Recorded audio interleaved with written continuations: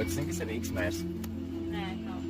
Es zinu, ka Varbūt kaut kādas lietas, kas tev patīk Rīgā, varbūt nepatīk. nu, lielākoties man nepatīk autoceļi, jo braucot pašai kā autovadītājai, teiksim, tā par Rīgas ceļiem braucot vienkārši.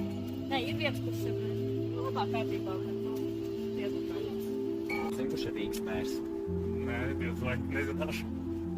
Un tos jautājums vēl, varbūt kaut kādas lietas, kas tev apmierina Rīgā, vai tieši otrādi neapmierina? Neapmierina tas, ka nav pazīstams mērs. Nav zināms, ar ko viņš vispār nodarbojas ikdienā. Jā, vai jūs zināt, kurš ir Rīgas mērs? Tajā momentā nezinu. Varbūt ir kaut kādas lietas, kas jums apmierina Rīgā, varbūt tieši otrādi neapmierina. Nu, man kategoriski neapmierina ceļu stāvoklis. Tas ir kaut kas šausmīgs.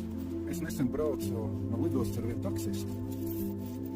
Viņš bija puisis no Ukrainas. Viņš teica, kā jums no kauna, ja jūs vedat ārzemju delegācijas valstu hostas uz Rīgu, un viņi vienkārši klapa zobu. Veču, ko jūs darat? Un jūs mēģināt stāstīt, ka mēs te esam labi kaut kādi.